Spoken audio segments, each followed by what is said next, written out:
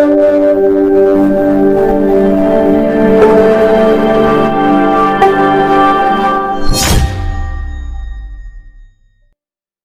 भी किसी इंसान के साथ बुरा होता है तो हम कहते हैं कि उसे उसके कर्मों का फल मिल रहा है। जब किसी के साथ अच्छा होता है तो हम कहते हैं उसके पूर्व जन्म के कर्म अच्छे रहे होंगे, इसलिए उसके साथ अच्छा हो रहा है। अब यह सोचने की बात है कि पिछले जन्म के कर्म हमें इस जन्म में भुगतने पड़ते हैं, तो परमात्मा ने ऐसी व्यवस्था ही क्यों बनाई है? आखिर जो इंसान अभी करता है उसका फल उसको अभी क्यों नहीं मिलता है, ताकि उसे पता तो चले कि कर्मों का फल कैसे मिलता है। पिछले जन्मों को कोई याद भी नहीं रखता है। अब अगर पिछले जन्मों का कर्मों का फल इस जन्म में मिलता है तो फिर आदमी को उसके कर्मों का एहसास कैसे होगा? कुछ ऐसी ही इंटरेस्टिंग कहानी आप लोगों के बीच में लेकर आया हूँ। इससे पहले कि आप लोग कहानी में खो जाए, चैनल को सब्सक्राइब कर लीजिए। तो चलिए शुरू करते हैं। एक बार की बात है, गौतम बुद्ध से उनके एक शिष्य ने उनसे पूछा, बुद्ध कर्म क्या होता है, इसके बारे में जरा विस्तृत बताएं। यह सुनकर बुद्ध ने कहा, ठीक है, लेकिन इसको समझाने के लिए मैं तुम्हें एक कहानी सुनाता हूँ। इस कहानी को सुनने के बाद तुम्हें कर्मों के बारे में पता चल जाएगा।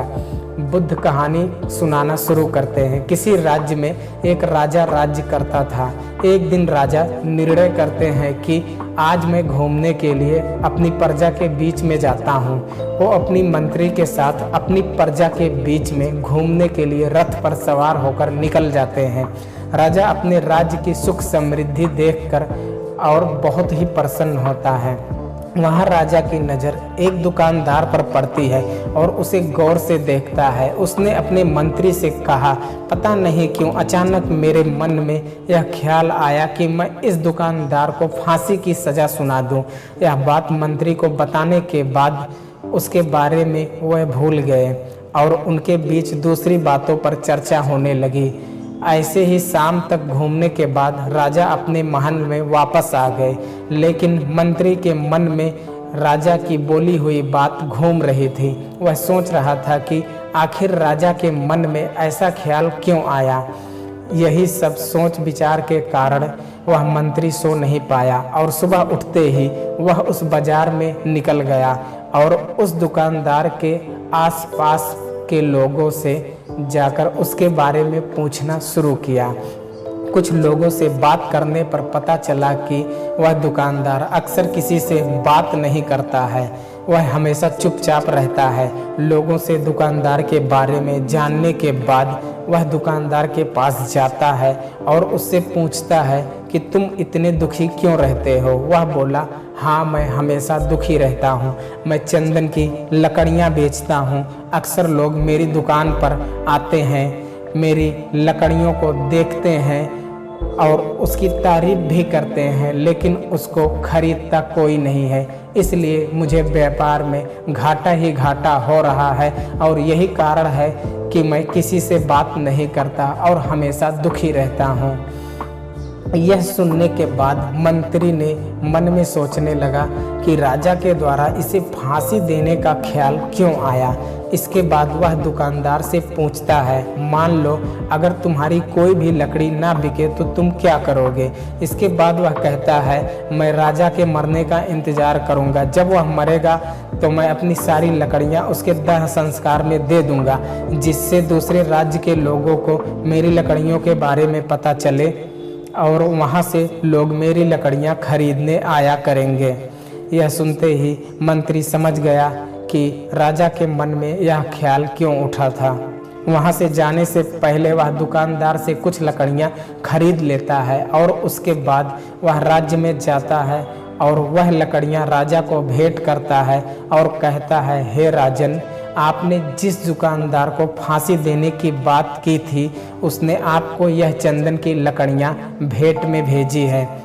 राजा ने उस लकड़ियों को लेकर सूंघने लगा और उसे उसकी खुशबू बहुत अच्छी लगी। इससे वह राजा बहुत प्रसन्न हो गए।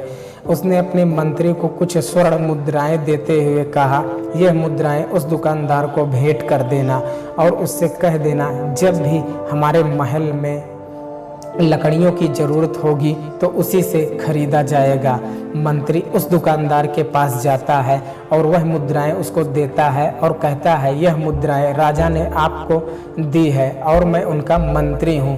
पहले तो वह दुकानदार यह सुनकर घबरा जाता है कि उसने राजा के मरने की बद्दुआ दी थी। मंत्री ने उससे कहा, उसने राजा को कुछ नहीं बताया है। दुकानदार ने मंत्री से माफ़ी मांगा और कहता है, हमारे राजा बहुत ही अच्छे हैं, मैं उनकी लंबी आयु की दुआएं मांगता हूँ। यह कहानी सुनाने के बाद बुद्ध अपने शिष्यों से पूछते हैं कि अब तुम मुझे बताओ कर्म क्या है।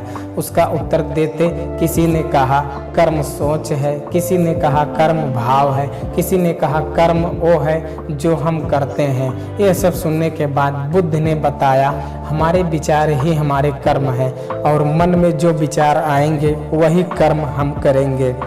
अक्सर हम किसी इंसान के क्रिया से जान लेते हैं कि उसके कर्म कैसे हैं, लेकिन हम यह अनुमान नहीं लगा पाते कि यह उसके विचार का ही नतीजा है। ये कर्म करने से पहले उसके मन में वह विचार उठा होगा, उसके बाद उसने वह कर्म किया होगा। कुछ लोग सोचते हैं यह बुरे काम कर रहा है तो इसका कर्म अगले जन्म में भुगतेगा, लेकिन यह गलत है। परमात्मा ऐसी व्यवस्था बना ही नहीं सकता। परमात्मा कोई लेखा जोखा रखने वाला गणितज्ञ नहीं है। अब आप सोच रहे होंगे, अगर हमें अपने कर्मों का फल उसी वक्त मिलता है तो हमें पता क्यों नहीं चलता है। अगर आपने गौर किया हो तो जब आपको गुस्सा आता है तो मन कितना अशांत हो जाता है, आपके विचारों में कितनी खलबली मच जाती है, जिसकी वजह से आपको शारीरिक रूप से कितनी यातना सहनी पड़ती है। वह गुस्सा तो दूसरों पर करता है लेकिन यातना तो वही सहता है। इसी तरह कोई व्यक्ति अगर दान करता है, लोगों की मदद करता है, तो उसी वक्त उसके मन को कितनी शांति मिलती है। आपको यह कहानी कैसी लगी कमेंट करके ज़रूर बताएं और चैनल को अभी तक सब्सक्राइब नहीं किया है तो चैनल को ज़रूर सब्सक्राइब कर लीजिए। मिलते हैं एक अगली कहानी के साथ, तब तक के लिए जय हिंद।